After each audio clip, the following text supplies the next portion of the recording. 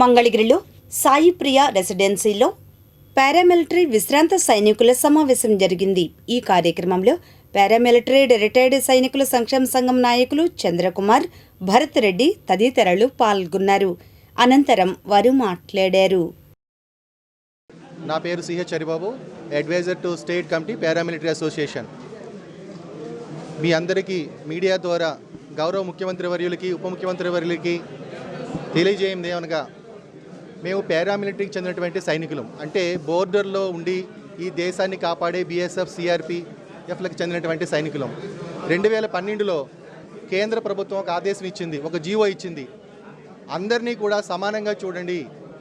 Army వాళ్ళకి ఏ సదుపాయాలు అయితే ఇస్తున్నారో ఆ సదుపాయాలన్నీ కూడా అన్ని రాష్ట్రాలు మాజీ సైనికులైనటువంటి పారామిలిటరీ దళానికి చెందినటువంటి వాళ్ళందరికీ కూడా సమానంగా ఇవ్వండి అని చెప్పడం జరిగింది. కానీ గత 14 సంవత్సరాలుగా ఈ పోరాటం ఇలా కొనసాగుతూనే ఉంది. కానీ రాష్ట్ర ప్రభుత్వాలు సరైన రీతిలో స్పందించడం లేదు. మన గౌరవ ముఖ్యమంత్రి గారిని 5 సార్లు కలవడం జరిగింది.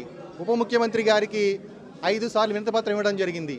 ఏమిటి అంటే, సార్ మాకు రాష్ట్రంలో మీరు ఒక కార్పొరేషన్ ఏర్పాటు చేయండి, సిఏపిఎఫ్ కార్పొరేషన్ ఏర్పాటు చేయండి. తద్వారా బీఎస్ఎఫ్, సిఆర్పి నుంచి రిటైర్ అయిన తర్వాత ఒక 20 ఏళ్ల తర్వాత మనం రిటైర్ అయ్యి వస్తే ఇక్కడ విద్యా ఉద్యోగాల్లో ఎలాంటి సదుపాయాలు లేవు. కాబట్టి మీరు కేవలం ఉత్తుత్తి మాటలతో జై జవాన్ జై కిసాన్ అని చెప్పడం వల్ల ఏం ప్రయోజనం లేదు. కేవలం మాటల వరకే అవి మిగిలిపోతున్నాయి. ఆ సవతి తల్లి ప్రేమను కొంచెం మీరు తగ్గించి నిజమైనటువంటి గౌరవాన్ని మీరు పారామిలిటరీ సైనికులకి ఇస్తారని చెప్పి నేను కోరుకుంటున్నాను. తర్వాత మన స్టేట్ జనరల్ సెక్రటరీ మిస్టర్ రాష్ట్ర విశ్రాంత పారామిలిటరీ సైనికుల సంక్షేమ సంఘం జనరల్ సెక్రటరీ, నా పేరు చంద్రకుమార్. అయితే ఈ మీటింగ్ పెడడానికి ముఖ్యమైన కారణం ఏంటంటే, ఒకటి ఆంధ్రప్రదేశ్లో ఉన్న పెన్షనర్స్, పారామిలిటరీ పెన్షనర్స్కి ఒక సంక్షేమం ఏం దొరుకుతుంది కేంద్ర ప్రభుత్వం నుంచి అది తెలియజేయటం.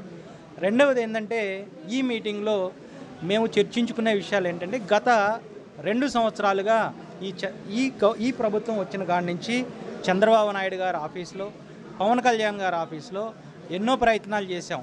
మా సమస్యలు ఏంటి, పోయిన సంవత్సరం మే నెల 13వ తారీఖున పవన్ కళ్యాణ్ గారు పారామిలిటరీ సైనికులకి ఆపరేషన్ సింధూర్ జరిగినప్పుడు యుద్ధం సమయంలో పారామిలిటరీ సైనికులకి మేము హౌస్ ట్యాక్స్ ఎగ్జంప్షన్ కల్పిస్తాము, ఇతర వెల్ఫేర్ స్కీమ్స్ కూడా కల్పిస్తాము అన్నారు. యుద్ధం అయిపోయింది, 5 సార్లు లెటర్ ఇచ్చామండి. ఇప్పటి వరకు ఎటువంటి లెటర్ లేదు. వాళ్ళు ఏమంటారంటే, మీ డ్యూటీలు వేరు, వాళ్ళ డ్యూటీలు వేరు అంటారు. అటువంటిప్పుడు పవన్ కళ్యాణ్ గారు మాట ఎందుకు ఇచ్చినట్టు మేము ఒకటే అడుగుతున్నాం మీడియా ముఖంగా. పవన్ కళ్యాణ్ గారు మాటిస్తే అందరూ అంటారు మాటిస్తే చేసేస్తాడు, అటువంటిది ఏం లేదండి. మరొకసారి మేము రిక్వెస్ట్ చేస్తున్నామండి ఈ మీడియా ముఖంగా, పవన్ కళ్యాణ్ గారి దగ్గరికి మా మాట వెళ్ళాలి. మాకు హౌస్ ట్యాక్స్ ఎగ్జంప్షన్ కావాలండి. ఇంకపోతే ఎంబీబీఎస్ సీట్లు అండి, ఎంబీబీఎస్ సీట్లో మాకు ప్రత్యేకమైన రాయితీ కోసం మేము ఎంతో పోరాటం చేస్తున్నాం. 2024లో ఆంధ్రప్రదేశ్ హైకోర్టు ఆగస్టు నెలలో 2024 తారీఖున బీఎస్ఎఫ్, సిఆర్పిఎఫ్కి వాళ్ళ పిల్లలకి క్యాప్ కోటా కింద ఎంబీబీఎస్లో ప్రత్యేక రిజర్వేషన్ కల్పించిందండి. కానీ ఎటువంటి కొత్త చట్టం, ఎటువంటి కొత్త ఇన్స్ట్రక్షన్స్ లేకుండా దాన్ని మాకు బంద్ చేసేశారు. దాని మీద కూడా మేము ఆంధ్రప్రదేశ్ హైకోర్టులో మళ్ళీ పోరాడుతున్నామండి. మరొకసారి చంద్రబాబు నాయుడు గారికి చెప్పేది ఏంటంటే, పారామిలిటరీ సైనికులు కూడా సైనికులే. ఒక్కసారి గ్రౌండ్లోకి వెళ్ళి చూడండి. ప్రతి ఒక్కళ్ళు అంటారు పారామిలిటరీ సైనికులు లేదా సిఏపిఎఫ్ సైనికులండి. ప్రతి ఒక్కరికి గోలీ అనేది ప్రతి ఒక్కరికి సపరేట్ ఉండదు.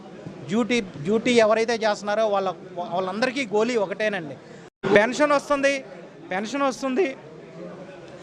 ఆ పెన్షన్ తీసుకొని బతకటమే కానీ ఇంకా మనకి రేషన్ కార్డులు కానీ, గవర్నమెంట్ ఇళ్ల స్థలాలు కానీ ఏమి లేవు.